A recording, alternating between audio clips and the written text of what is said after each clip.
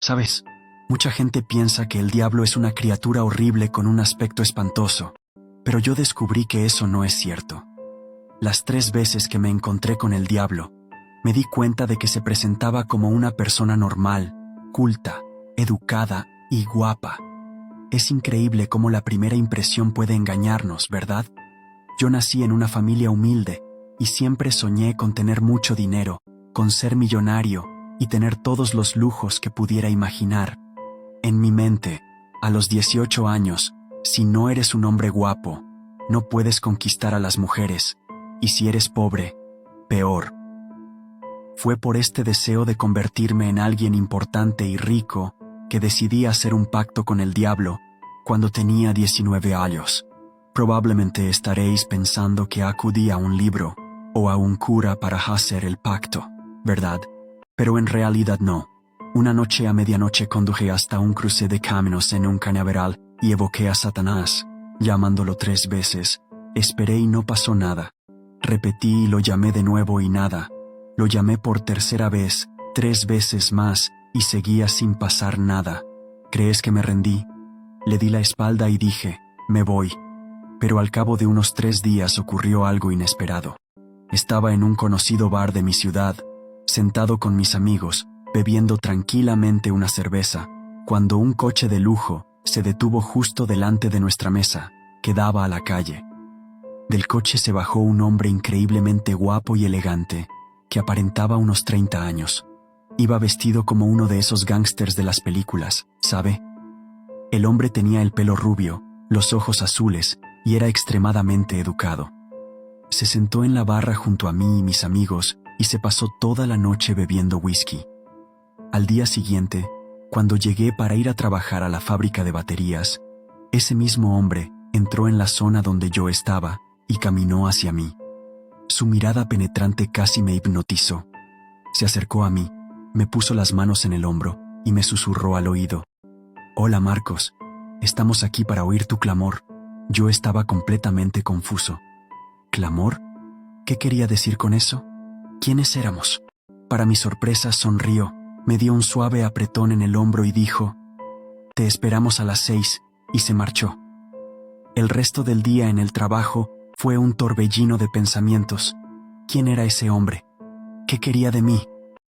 Decidí preguntar a mis compañeros de trabajo si lo conocían, si habían visto a ese hombre antes, pero para mi sorpresa nadie parecía haberlo visto, ni saber de qué estaba hablando.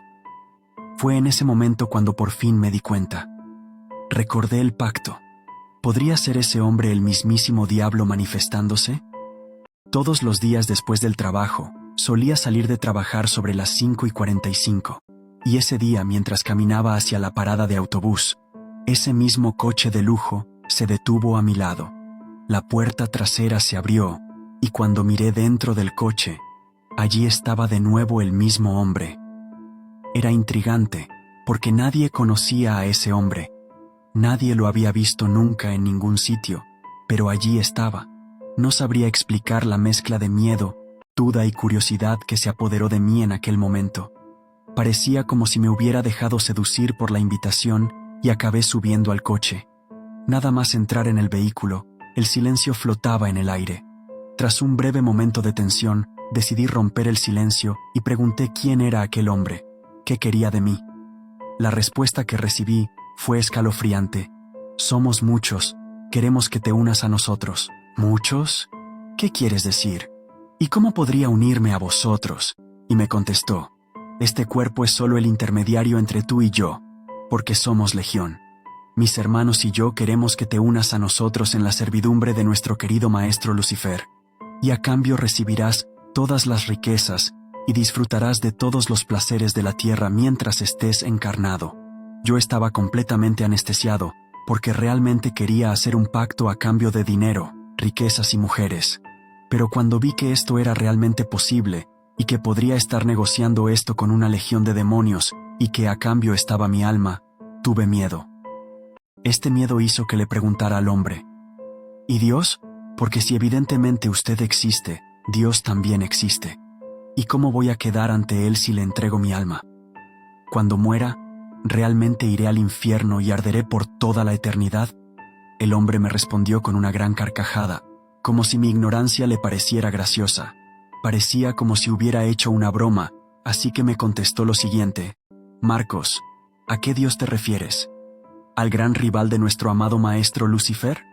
Quédate tranquilo y relájate, porque todo es una gran partida de ajedrez.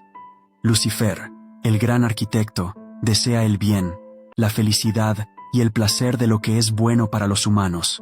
Su rival, el otro Dios, es el maligno. Utiliza tragedias y miserias para ganar adeptos y fue capaz de mutilar a su propio hijo con tal de ganar creyentes. Mientras que el fuego eterno y el infierno son solo otra táctica que utiliza para atemorizar a sus enemigos rivales. Sin palabras, volví a mirar al hombre y le pregunté: ¿qué quiere que haga? El hombre se limitó a mirarme, me entregó un maletín negro de ejecutivo y me dijo que disfrutara de la semana, pero me pidió que solo abriera el maletín cuando llegara a casa. Hice exactamente lo que me dijo. Salí del coche con el maletín en las manos, muerto de ganas de llegar a casa y de curiosidad. Llegué a casa y lo abrí. Hice exactamente lo que me dijo. Salí del coche con el maletín en las manos, muerto de ganas de llegar a casa y muerto de curiosidad. Llegué a casa y abrí el maletín. Para mi sorpresa, el maletín estaba completamente lleno de dinero. También había un sobre marrón, tenía mal olor, olor a carne podrida, pero no era fuerte, era sutil, solo se podía oler cuando te acercabas. Para comparar la cantidad que ganaba entonces con el dinero de hoy, ese maletín contenía $500,000. Tiré ese sobre a un lado, lo guardé, cogí el dinero y me fui al club. Esa noche yo era el jefe, tenía mucho dinero y me sentía muy bien. Salí con mis amigos, bebimos mucho, después fuimos a otro club, y la fiesta fue intensa con copas y muchas mujeres. La noche fue pura diversión. Pocos días después, tenía un coche nuevo, una casa nueva y vivía una vida de lujo. Pensaba que ya había hecho el pacto con el diablo, solo esperaba los beneficios que me traería, pero para mi sorpresa el pacto aún no se había consumado. Así que esa noche, cerca de la medianoche, estaba acostado viendo la televisión con las luces apagadas, cuando de repente vi a alguien parado. Era una mujer, parada justo enfrente de la puerta de mi cuarto. Solo podía ver su silueta, debido al brillo de la televisión. El susto fue tan grande que casi me da un paro cardíaco. ¿Quieres la segunda parte? Déjalo en los comentarios. Temblaba de miedo. Al fin y al cabo me había cogido por sorpresa una persona que había aparecido de la nada en mi habitación, como si fuera un fantasma. Así que me armé de valor. Encendí la luz y miré a la mujer, que era guapa, sonriente y muy atractiva, pero mantuve la calma. Le pregunté quién era. ¿Quién es usted? Ella me respondió con voz suave: soy la administradora de tu contrato, pero puedes llamarme Impusa. Me pareció extraño el nombre, pero no pregunté nada. Entonces me pidió que cogiera aquel sobre, aquel papel que olía mal y que estaba en la carpeta con el dinero. No me lo pensé dos veces. Me acerqué, cogí el papel y se lo entregué. Era alta, de piel muy blanca, pelo liso, ojos oscuros y una cintura que te dejaba sin aliento. Era muy perfumada, sus piernas eran torneadas y rígidas, y llevaba un vestido de gala muy elegante, largo y rojo con detalles brillantes. Se acercó a mí y comenzó a besarme. Yo estaba casi hipnotizado y seducido por un deseo que no podía explicar. Al mismo tiempo, sentí un poco de miedo. Después de todo, esta mujer había aparecido de la nada en mi dormitorio, pero me entregué a ella. Hicimos cosas que ni siquiera había imaginado que fueran posibles en la cama, sensaciones indescriptibles. Pasamos la noche juntos. Al día siguiente, muy temprano, sobre las 6 de la mañana, oí sonar el interfono y me levanté a ver qué era. La chica ya estaba de pie, toda lista y guapa, pero lo curioso e interesante era que llevaba una ropa completamente diferente a la que llevaba la noche anterior. Curioso, sin preguntar nada, miré a mi alrededor para ver dónde estaba el vestido rojo de gala, pero no lo encontré por ninguna parte. ¿Y dónde había traído ese otro traje que llevaba? En fin me miró y me dijo: no vas a abrir la puerta. Así que me acerqué a la puerta para ver quién llamaba al interfono tan temprano y qué quería de mí.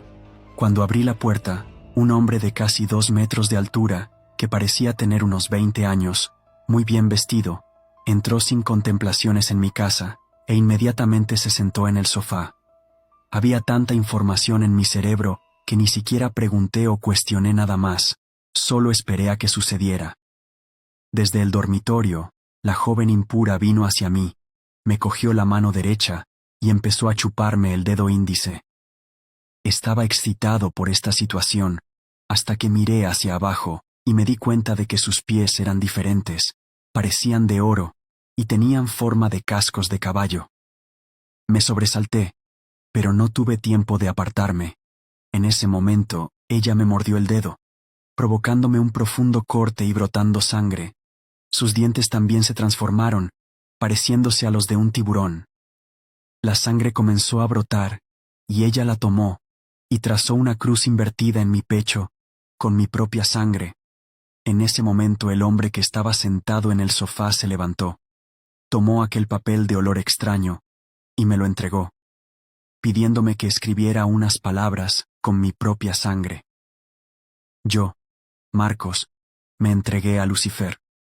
Confieso que dudé en escribir aquellas palabras, pero pensé, ya no puedo vivir sin lujos, sin mujeres, sin coches, sin todas esas cosas que proporcionan consuelo.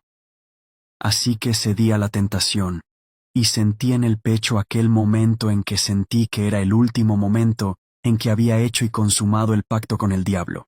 En cuanto aquel hombre salió por la puerta, empecé a mirar a mi alrededor, buscando a la joven pusante que había pasado la noche conmigo. Sin embargo, la mujer desapareció, se desvaneció en el aire. No había rastro de ella. Desapareció como si se hubiera evaporado. Fue entonces cuando empecé a sentir que mi cuerpo volvía a la vida y me di cuenta en ese momento de que el hombre que estaba en mi casa era el mismísimo Satanás. Pasaron los días y mi vida empezó a caer en la rutina, hasta que un día, unos 40 días después del pacto, recibí una citación de una multinacional convocándome a una reunión, en realidad, a una entrevista. Me dejaron claro por teléfono que me interesaba asistir, porque era un acuerdo reciente que había hecho y era esencial que estuviera allí. Conecté los hechos y decidí ir allí para ver de qué se trataba. Cuando llegué a la empresa, me recibió cordialmente la recepcionista, que me llevó a la sala de reuniones. Allí me encontré con una mesa redonda, en realidad ovalada, enorme, con unas 20 sillas alrededor. Allí me encontré con una mesa redonda, en realidad ovalada, enorme, con unas 20 sillas a su alrededor. En cada una de ellas había un hombre sentado, excepto una que estaba reservada para mí. Todos aquellos hombres se dirigieron a mí por mi nombre, como si me conocieran desde hacía muchos años, aunque yo no había visto nunca a ninguno de ellos.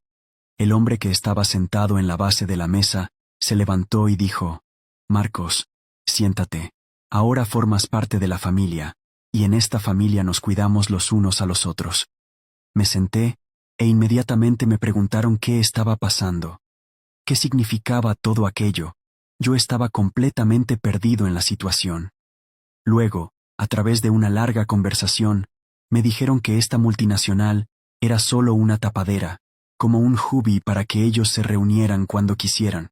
Mencionaron que esta multinacional era una de las mayores empresas del mundo, de la que yo ahora formaba parte. Yo estaba en medio, perdido, completamente ajeno a aquel mundo. ¿Qué hacía yo allí? Recibí una tarjeta de cuenta corriente a mi nombre y un extracto en el que aparecía un ingreso de 5 millones en mi cuenta. Aunque no lo entendía, pregunté si aquel dinero era el pago del pacto que había hecho unos días antes. Todos me miraron con ternura y me confirmaron que así era. Solo era el principio. Ese mismo día me ascendieron a un puesto en el consejo de administración de la empresa y me nombraron miembro de una logia masónica. En los días siguientes, me presentaron a importantes políticos y famosos hombres de negocios, asistí a fiestas de la alta sociedad y conocí a varios artistas que también habían hecho un pacto como yo. Al ganar un sueldo alto, pude comprarme una casa preciosa y un coche lujoso, pudiendo hacer ostentación de lo que quisiera. El lujo pasó a formar parte de mi vida. Debido a estas circunstancias, acabé conociendo a una actriz muy famosa y reconocida. Empezamos a salir y a tener relaciones, y más tarde, empezamos a salir. Aunque mantuvimos nuestra relación en secreto, sin darla a conocer a los medios de comunicación, un día me llevaron a una fiesta en Londres. En esta fiesta, nos llevaron a un lugar apartado, lejos de la ciudad, en una mansión de estilo medieval. Cuando llegamos allí, nos pidieron que nos pusiéramos máscaras negras en la cara y que nos quitáramos toda la ropa. Si te ha gustado y quieres ver el final, dale a me gusta y comenta para ver la tercera parte y el final de esta historia. A continuación entré en un pasillo que conducía a una habitación subterránea. Nunca comentaban lo que pasaba en sus reuniones o fiestas cuando estaban fuera. Tenía mucha curiosidad por lo que iba a pasar allí, y decidí seguirles el juego. Cuando entré en la habitación, vi un ambiente lujoso y agradable. En el centro había una cama redonda, con una mujer de pie sobre ella, cubierta por una tela negra de cintura para arriba, por lo que solo era posible ver a la mujer desnuda de cintura para abajo. De pie sobre la cama, había una plancha a la altura de su cabeza, sujetándole los brazos. Estaba atrapada en esta plancha que también sujetaba la sábana negra que la cubría hasta el ombligo. La mujer llevaba una máscara que ocultaba sus rasgos, y alrededor de la cama había 5 hombres musculosos, fuertes y desnudos, preparados para lo que se avecinaba. Ya me entienden. En cuanto se dieron cuenta de mi presencia, empezaron a liarse con la mujer, y yo observaba y fui invitado a participar. Me sentí avergonzado, pero al mismo tiempo muy excitado. Así que decidí participar. Todos esos hombres tuvieron sexo con la mujer, y cuando llegó mi turno, le quitaron la sábana y le soltaron los brazos. Quedé impactado por la revelación. Esa hermosa y sexy mujer en la cama era la actriz con la que salía. No tuve ninguna reacción. Entonces la mujer se me acercó, me besó y me susurró al oído: «No eres solo tú quien tiene secretitos». Ah, aquello se convirtió en una auténtica orgía, un festín de deseos, con todo el mundo liándose entre sí, tal y como le gusta al diablo. Duró toda la noche. Te cuento todos estos detalles para que entiendas cómo controlan a la gente y al mundo. Por supuesto, la relación terminó después de eso. Ella era demasiado promiscua. Pero yo no tenía motivos para quejarme. Estaba viviendo una buena vida. Lo tenía todo. Todo lo que quería. Una vida llena de sexo, lujo y poder. Y cuando digo poder, me refiero a tener condiciones reales e influencia para opinar e interferir en decisiones importantes, tanto en asuntos políticos como financieros en nuestro país, cuyas consecuencias afectaron gravemente a la sociedad brasileña. Tuve acceso a diputados, senadores y hasta presidentes de la época.